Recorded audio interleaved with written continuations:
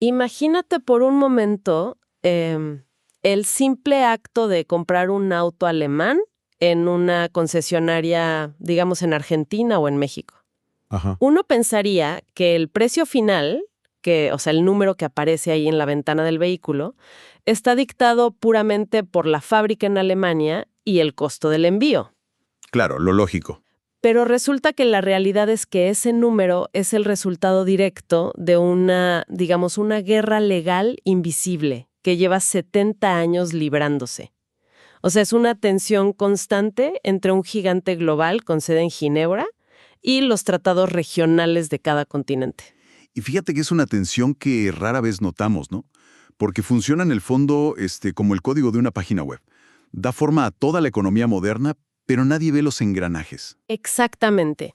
Y por eso, bueno, nuestra misión en el análisis a fondo de hoy es desarmar esos engranajes. Vamos a desglosar uno de los pilares más complejos y, honestamente, fascinantes del mundo moderno: la Organización Mundial del Comercio. La famosa OMC. Esa misma.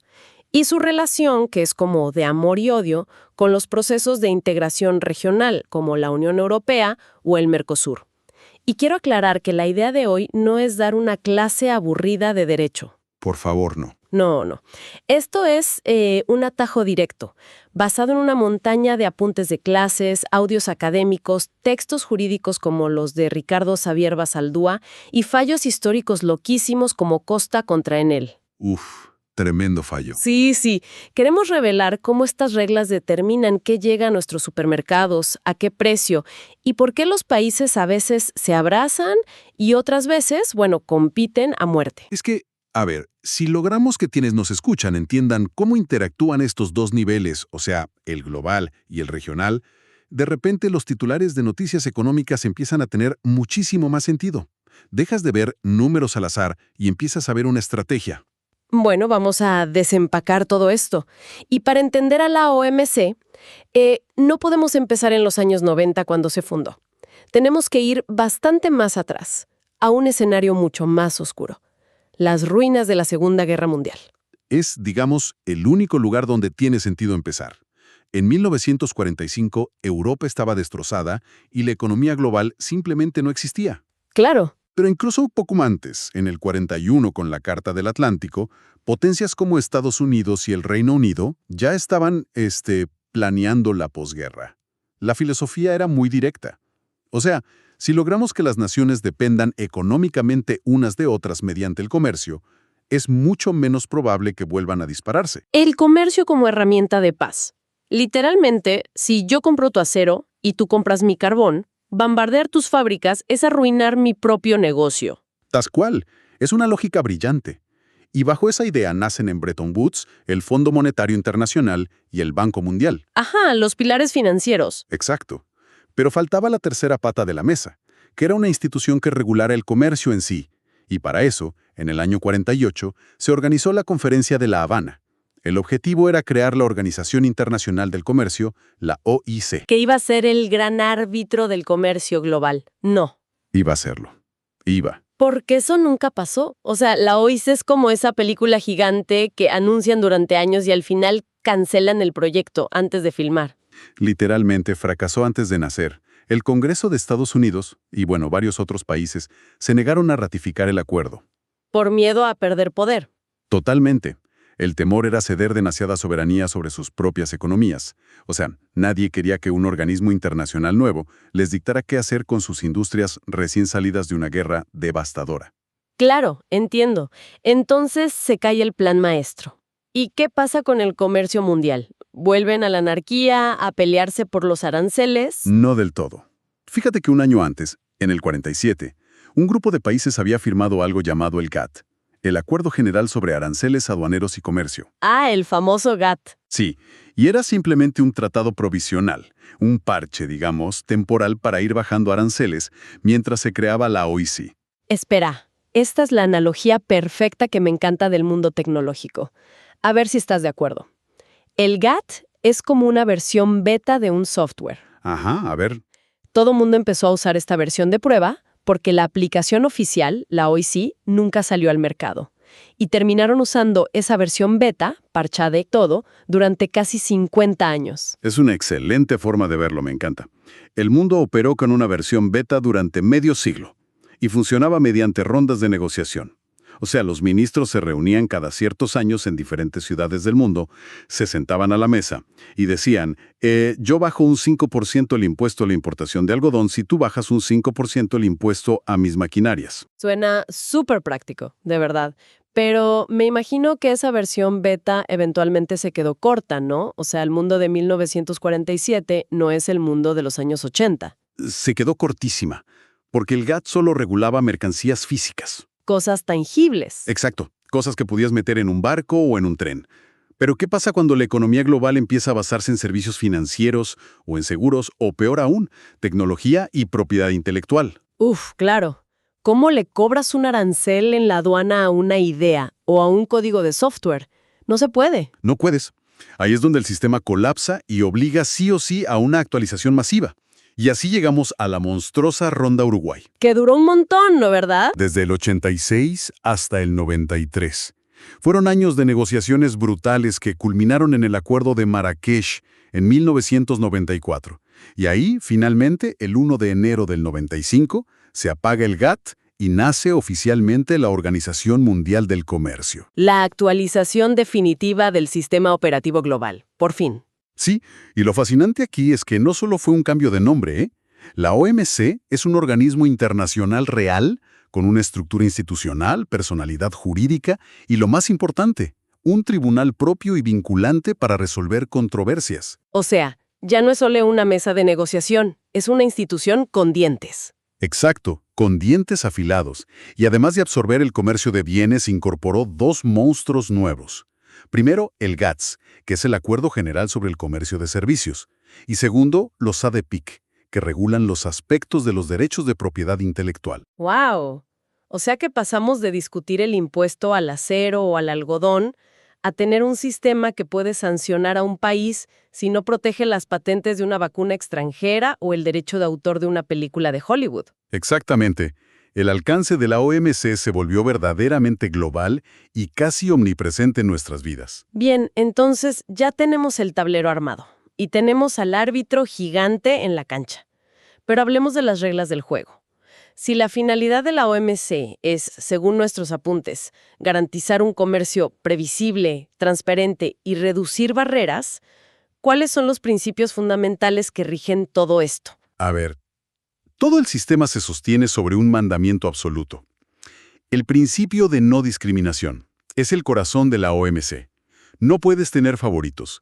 Y esto se manifiesta mediante dos mecanismos súper específicos. El primero es la cláusula de la nación más favorecida. La famosa NMF, que suena a título de la realeza, la verdad. Pero, ¿cómo funciona en la práctica? La mecánica es simple y muy poderosa. Significa que cualquier ventaja comercial o beneficio que un país le dé a otro tiene que extenderse automáticamente a todos los demás miembros de la OMC. A ver, dame un ejemplo para visualizarlo bien. Digamos que México decide firmar un acuerdo y bajar el impuesto a la importación de manzanas chilenas al 2%. Mecánicamente, tiene que bajarle el impuesto a las manzanas de Japón, de Sudáfrica y de Francia al 2% también. El mejor trato que le des a uno solo se convierte en la base obligatoria para todos los demás. Ah, entiendo. Eso fuerza una nivelación hacia abajo de los impuestos a nivel mundial. Es brillante. Esa es la puerta de entrada. ¿Y cuál es el segundo mecanismo de no discriminación? El trato nacional. Esto ocurre una vez que el producto extranjero ya cruzó la frontera y pagó sus aranceles. La regla aquí es que, una vez adentro de tu país, el producto extranjero no puede ser tratado peor que el producto nacional. Tienen que competir en igualdad de condiciones en el mercado interno. Exacto. Imagina la industria cervecera. Si una cerveza extranjera, no sé, una de Alemania, entra al mercado mexicano y paga su arancel en la aduana, ya está dentro. El gobierno local no puede inventar de repente un impuesto especial a las bebidas no producidas nacionalmente que solo afecte a la alemana y no a las cervecerías locales. Claro, no puedes penalizarla por ser extranjera una vez que ya la dejaste entrar. Tal cual. O, por ejemplo, no puedes exigir que la cerveza extranjera se venda solo en ciertos horarios restringidos, mientras la nacional se vende 24 horas. El trato interno debe ser idéntico. Básicamente, obliga a que los productos compitan puramente por calidad y precio en el estante de la tienda, y no porque el gobierno les puso zancadillas legales a los importados. Eso es. Y para que esto funcione de verdad, entra en juego otro principio clave, que es la transparencia. Exige que todas tus normas, tus leyes aduaneras, tus reglas sanitarias, todo esté publicado y sea predecible. O sea, no puedes sorprender a un cargamento en la frontera con un reglamento que te inventaste ayer en secreto, no. Totalmente prohibido. Tiene que haber previsibilidad. Y a esto se le suma la apertura al comercio y la competencia leal. O sea, prohibir prácticas desleales como el dumping o los subsidios tramposos. Ok, pero aquí me tienes que aclarar una confusión enorme. Yo estaba dándole vueltas a esto anoche. A ver, la OMC promueve la apertura al comercio, reducir barreras, el libre mercado. Pero al mismo tiempo permite que los países sigan cobrando aranceles en las aduanas. ¿No es una contradicción gigante? Digo, ¿por qué no simplemente prohíben las aduanas y ya, que fluya todo? Es una excelente pregunta, y la respuesta es que sería la destrucción de las finanzas de los estados de la noche a la mañana. La OMC es súper pragmática. Entiende que los países necesitan recaudar dinero y proteger de manera moderada algunas de sus industrias locales. Ajá. Entonces, lo que hace la OMC no es eliminar las aduanas por arte de magia. Reconoce al arancel aduanero como el único instrumento legítimo para regular el comercio. Espera, ¿el único legítimo? Entonces, ¿qué es lo que consideran ilegítimo? Lo ilegítimo, lo que prohíben tajantemente, son las restricciones económicas directas, los cupos o contingentes. Imagina que un país dice, este año solo voy a permitir que entren 5,000 televisores del extranjero, ni uno más, sin importar cuánto paguen. Ah, un bloqueo total después de cierto número. Eso es un cupo, y está prohibidísimo. ¿Por qué? Porque un cupo destruye la competencia. Si yo soy el fabricante extranjero que logró meter los primeros 5,000 televisores, puedo cobrar el precio que se me dé la regalada gana el resto del año porque sé que no habrá más competencia extranjera. Se genera una escasez artificial. Claro, le quitas el poder de decisión al consumidor. Exactamente. En cambio, con un arancel transparente, digamos, del 10%, el mercado decide. Si el consumidor local quiere comprar 1,000,000 de televisores extranjeros, pagando ese 10% extra, puede hacerlo. El arancel es visible, es medible y lo más importante en el sistema de la OMC, se puede negociar en bloque para ir reduciéndolo gradualmente año tras año. Entonces prefieren el mal menor y visible, que es el impuesto porcentual, a las barreras invisibles o absolutas. Tiene todo el sentido. Totalmente. Pero bueno, vamos a la realidad, porque aquí es donde se pone realmente interesante. Si el derecho internacional nos ha enseñado algo, es que toda regla inquebrantable tiene una lista kilométrica de excepciones legales. O sea, el sistema no es absoluto. Ni de cerca. El sistema de la OMC está lleno de excepciones vitales, porque estas reglas de oro a veces chocan con la supervivencia básica o la soberanía de un Estado. Hablemos de esas excepciones entonces. ¿Cómo evade legalmente un país este mandato sagrado de tratar a todos por igual? Mira, la más cotidiana de todas es el tráfico fronterizo. Imagina una ciudad que está literalmente partida por la frontera entre dos países. Sí, pasa mucho en Latinoamérica. Exacto. La gente cruza a diario para ir a la panadería, al médico o a trabajar. La OMC permite que esos países vecinos establezcan reglas especiales y facilidades de cruce sin que un país que está al otro lado del planeta exija el mismo trato. Es puro sentido común para no asfixiar la vida local. Lógico. Nadie va a demandar ante la OMC por pasar 3 kilos de harina caminando. Pero, ¿qué pasa con los conflictos más pesados? Digamos, si la regla es que no puedo bloquear productos, ¿qué pasa si el producto extranjero es venenoso o peligroso para mi país? Ahí entra el famoso artículo 20 del antiguo GATT, que sigue totalmente vigente hoy. Es la excepción de la protección de intereses esenciales. Un país puede suspender el libre comercio y bloquear importaciones para proteger la vida o la salud humana, animal, vegetal o el medio ambiente. Incluso pueden hacerlo por cuestiones de moral pública o seguridad nacional. Pero a ver, yo soy un poco desconfiada con esto. Si yo soy un país y quiero proteger mi industria local de un producto extranjero que es mucho más barato, ¿no puedo simplemente inventar que ese producto extranjero es un peligro para la salud y bloquearlo? Ese es el gran truco, y por eso la OMC tiene tribunales para revisar estas cosas. O sea, no puedes usar la excusa de la salud como un arancel encubierto. ¿Cómo lo evitan? El mecanismo funciona así.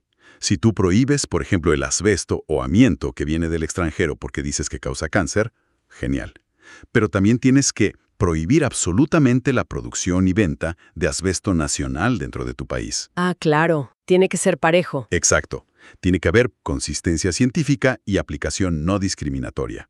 Si solo bloqueas el producto de afuera pero dejas que tus fábricas locales lo sigan haciendo como si nada, la OMC te va a sancionar durísimo. Clarísimo. Tienes que demostrar que realmente te importa la salud y no solo que estás protegiendo al empresario amigo del gobierno. Y también en los apuntes había algo llamado la cláusula de habilitación, ¿verdad? Esa es crucial. Sí, nació en los años 70, en la Ronda de Tokio, y permite un trato diferencial y más favorable para los países en vías de desarrollo. ¿Cómo funciona eso frente a la regla de no discriminación? Básicamente reconoce una realidad económica. No puedes obligar a una economía emergente a competir exactamente con las mismas reglas que una superpotencia industrial.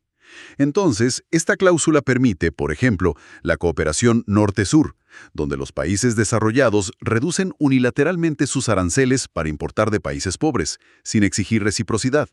O sea, les abren la puerta sin pedir nada a cambio. Exacto. Y también permite la cooperación sur-sur, donde países en desarrollo se dan privilegios comerciales exclusivos entre ellos para ayudarse a crecer. ¿Sabes qué? Me gusta mucho esto, porque demuestra que el comercio internacional no es un campo llano. El sistema de la OMC tiene una visión medio desarrollista, admita que compiten pesos pesados contra pesos pluma, y hay que intentar nivelar la cancha con excepciones. Pero bueno, todo esto nos lleva al choque de trenes más grande del sistema. El verdadero elefante en la sala. El choque de dos mundos, la OMC contra el derecho de la integración regional. A ver si entiendo bien esta tensión. Si la regla fundamental de la OMC es la nación más favorecida, o sea, si le das un privilegio a uno se lo das a todos, Ajá. ¿cómo diablos es legal que exista el Mercosur o la Unión Europea? Digo, si yo me junto con 3 países vecinos y decidimos cobrarnos 0 impuestos entre nosotros, pero le cobramos un impuesto gigante a Japón, ¿no estamos violando la regla central de la OMC a plena luz del día? Estrictamente hablando, sí. Es una discriminación masiva contra Japón y contra el resto del mundo. Pero es 100% legal. ¿Pero cómo? ¿Cuál es el truco legal ahí? La OMC lo autoriza bajo el famosísimo artículo 24 del GATT, que es, digamos, la mayor válvula de escape de todo el sistema mundial. Permite la creación de zonas de libre comercio y uniones aduaneras, pero con una sola gran condición: más altas para los países de afuera de las que ya existían individualmente antes del bloque. Ah, O sea, la OMC te dice, miren, intégrense a nivel interno todo lo que quieran, quiten sus aranceles entre ustedes, sean felices, pero no construyan una fortaleza inexpugnable hacia el exterior. No pueden empeorar la situación de los terceros estados. entiendo. Es decir, la OMC, que busca la cooperación global, tolera la integración regional porque al final del día ambos buscan liberalizar el comercio, solo que unos lo hacen con todo el planeta y otros lo hacen de forma más profunda con sus vecinos. Exacto, pero es una convivencia que siempre genera tensión. Porque si miramos la comparación directa, operan de forma muy distinta estructuralmente. A ver, la OMC tiene un alcance global y su naturaleza es de pura cooperación. Sus normas son más bien generales. En cambio, los procesos regionales, como la UE o el Mercosur, operan a nivel regional y buscan una integración real. Y sus normas son mucho más profundas. Y aquí está el detalle. La integración verdadera, en algunos casos, sí limita la soberanía de un país. Y creo que no hay mejor ejemplo de esto y de la cesión de soberanía que la Unión Europea. Sin duda, es el experimento de integración más avanzado de la historia humana. Y fíjate, nuevamente, nace de las cenizas de la guerra. En 1950, con la Declaración de Schuman, proponen algo que parecía una locura. Dicen, vamos a agarrar las industrias del carbón y del acero de Francia y de Alemania y las vamos a poner bajo el control conjunto de una autoridad superior. Y ahí nace la CECA, la Comunidad Europea del Carbón y del Acero. Pero, ¿por qué el carbón y el acero específicamente? Porque si conectamos esto con el panorama general, con carbón y acero es como fabricas tanques, cañones y balas. El plan era maquiavélico y brillante. Si entrelazamos a un nivel tan profundo las industrias pesadas de dos enemigos históricos, hacer una nueva guerra no solo será ilegal, será materialmente imposible. No puedes fabricar armas sin que la autoridad central en el otro país lo sepa y lo apruebe. Es increíble. Empezaron controlando materias primas para evitar la Tercera Guerra Mundial y terminaron creando un parlamento, tribunales propios y hasta una moneda única. Pero hay un punto de inflexión legal aquí. O sea, ¿cómo se aseguraron de que los países realmente obedecieran a este nuevo centro de poder en Europa? Y aquí es donde entra uno de los casos legales más locos de la historia europea. El fallo Flaminio Costa contra Enel en 1964. Este es un fallo de examen total. Cambió el mundo. Cuéntame la historia detrás de esto. Porque cuando lo leían los apuntes parece una simple disputa de un señor enojado por una factura de luz. Es que literalmente empezó así. Flaminio Costa era un abogado italiano que, tenía unas poquitas acciones en una empresa eléctrica privada en Italia. Resulta que el gobierno italiano decide nacionalizar todo el sistema eléctrico y crea Enel, el Ente Nacional de Energía Eléctrica. Ajá, un monopolio estatal. Costa se indigna totalmente y se niega a pagar su nueva factura de luz de Enel, que al cambio de hoy eran menos de $3. ¿Y cuál era su argumento legal para no pagar esos $3? ¿Qué dijo? Que la ley del gobierno italiano que nacionalizaba la energía iba en contra del Tratado de Roma que creaba la Comunidad Económica Europea. Espera un momento. ¿Me estás diciendo que un individuo común y corriente usó un tratado internacional enorme para desafiar una ley de su propio gobierno? Por $3. ¿Por $3? Y el caso escaló y llegó hasta la recién creada Corte Europea de Justicia. Obviamente, el gobierno italiano fue a la Corte y argumentó: a ver, somos un país soberano, nuestro Congreso Nacional votó y aprobó esta ley, y este Tribunal Europeo extranjero no tiene nada que venir a decirnos. ¿Y qué hizo el Tribunal Europeo frente a eso? Hizo historia, dictó el principio de supremacía del derecho comunitario. La Corte básicamente dijo: señores, al firmar estos tratados y crear esta comunidad, ustedes los estados han creado un ordenamiento jurídico propio que se integra y se impone sobre los sistemas nacionales. O sea, les dijo, ustedes mismos limitaron su poder. Exacto. El tribunal sentenció que una ley nacional posterior no puede anular ni contradecir la ley europea. Han limitado voluntariamente sus derechos soberanos a favor de la comunidad. ¡Wow! Eso es la supranacionalidad en estado puro. Es renunciar a tener la última palabra en tu propia casa. Y esa justamente es la diferencia radical con, por ejemplo, lo que pasa con el Mercosur en América del Sur. Totalmente diferente. El Mercosur, que se creó por el Tratado de Asunción en 1991, es un animal completamente distinto. No es supranacional. Es un sistema netamente intergubernamental. A ver, explícame esa diferencia en la práctica. En la Unión Europea, si el centro de mando en Bruselas decida hoy, se prohíben las bolsas de plástico, esa norma entra en vigor automáticamente en Francia, Alemania y España. Los gobiernos locales no pueden bloquearla por el fallo de Costa. ¿Y en el Mercosur, cómo sería? En el Mercosur, las decisiones del Consejo del Mercado Común o del Grupo Mercado Común requieren consenso absoluto. Todos tienen que estar de acuerdo. Pero aquí viene el gran cuello de botella, el proceso de internalización. Ah, sí, sé que esto es lo que más frena al bloque. ¿Cómo es el mecanismo? Imagínatelo como un grupo de WhatsApp. En el Mercosur se reúnen y dicen: chicos, deberíamos prohibir las bolsas de plástico. Todos los presidentes dicen: excelente idea, estamos de acuerdo, firman la norma del Mercosur. Pero esa norma no entra en vigor automáticamente. ¿Qué tienen que hacer? Cada presidente tiene que agarrar ese papel, volver a su país, presentarlo ante su propio Congreso Nacional y rogar que sus diputados y senadores locales lo aprueben y lo conviertan en una ley nacional.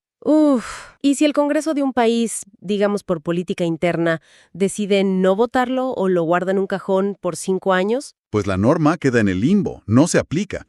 Por eso el Mercosur no ha logrado el nivel de profundidad ni la velocidad de Europa. Se le considera en los textos como una unión aduanera imperfecta. Mantienen su soberanía intacta, claro, pero al costo de sacrificar la eficacia de la integración. Claro, tienen un arancel externo común en teoría, pero está perforado por cientos de excepciones nacionales de cada país. Exactamente. Entonces, a ver, juntando todas las piezas del bloque 5 que analizamos hoy, la función sistémica de todo esto. Tenemos la OMC por un lado, estableciendo este marco general global, superficial pero amplísimo, donde casi todos los países del mundo juegan con reglas de no discriminación. Sí, Y por otro lado, tenemos a los bloques regionales, ya sean supranacionales veloces como la Unión Europea o intergubernamentales más lentos como el Mercosur, formando clubes cerrados, formas más profundas de coordinación, dentro de ese gran estadio global. Pero te pregunto, ¿qué nos dice esto del sistema mundial? ¿Acaso estos bloques de integración están reemplazando o devorando a la OMC? Es una duda súper común en los exámenes, pero la idea clave, la idea fuerte final que tenemos que llevarnos es que la integración regional no reemplaza a la OMC. Ambos niveles conviven y se complementan. Se insertan uno dentro del otro. Tal cual, se insertan dentro del sistema global. La OMC es la red de seguridad del mundo, el paraguas. Permite que estos bloques existan, sí, pero les pone límites para que no terminen partiendo la economía global en 3 o 4 imperios aislados y súper hostiles entre sí, que fue exactamente lo que pasó antes de las guerras mundiales. Es como si la OMC les dijera, miren, armen sus clubes regionales, abrácense todo lo que quieran, quítense los aranceles, pero mantengan la puerta de entrada razonablemente abierta para los terceros estados que no están en su grupo. Exacto. Es el equilibrio perfecto, aunque tensionado, entre el derecho global de la OMC y el derecho regional. Coexisten, pero condicionados. Bueno, me parece un cierre académico fuertísimo. Pero no quiero despedir el episodio sin dejar una pregunta en el aire. Una provocación para quienes nos escuchan basada en lo que acabamos de analizar. A ver, suéltala. Si observamos cómo evoluciona, por ejemplo, la Unión Europea, con su increíble nivel de supranacionalidad, vemos que cada vez exigen normas ambientales, de huella de carbono, o estándares laborales más y más estrictos para dejar que un producto extranjero entre a su mercado europeo. sí, lo cual técnicamente no es un arancel aduanero clásico, pero en la práctica funciona como una barrera masiva. Exactamente. Y mi pregunta es, ¿llegará un punto en que un bloque regional sea económicamente tan masivo y poderoso que sus regulaciones internas terminen dictando el comercio global por la fuerza? O sea, si todo mundo quiere venderle a Europa porque es el mercado más rico, todos van a tener que producir bajo las reglas de Europa, les guste o no. ¿Podría ese poder de mercado hacer que las reglas neutrales de la OMC queden casi obsoletas? Esto plantea una pregunta importantísima. Y te digo, es el gran temor actual de los países en vías de desarrollo. Que el comercio global ya no se rija por acuerdos multilaterales consensuados en Ginebra, sino por la pura fuerza de gravedad de los mercados del norte, imponiendo sus estándares al resto del planeta. Imponer la regla global a través del simple poder de compra regional. Definitivamente es algo para observar muy, muy de cerca en los próximos años porque las tensiones van a seguir saltando. Sin duda alguna. Y bueno, con eso volvemos a la concesionaria de autos que mencionamos al principio. Estoy segura de que a partir de hoy, la próxima vez que quienes nos escuchan vean un producto importado en la calle, ya sea un auto alemán, un vino chileno, una computadora asiática, van a saber que detrás de ese precio final operan capas y capas de historia, de tratados y de fallos legales. Van a ver las batallas silenciosas entre el libre comercio global y los escudos de integración de cada región. Así es. Muchas gracias por acompañarnos en este recorrido. Sigan cuestionando, sigan prestando atención a esos detalles invisibles que rigen las leyes del mundo. Nos encontramos en la próxima inmersión.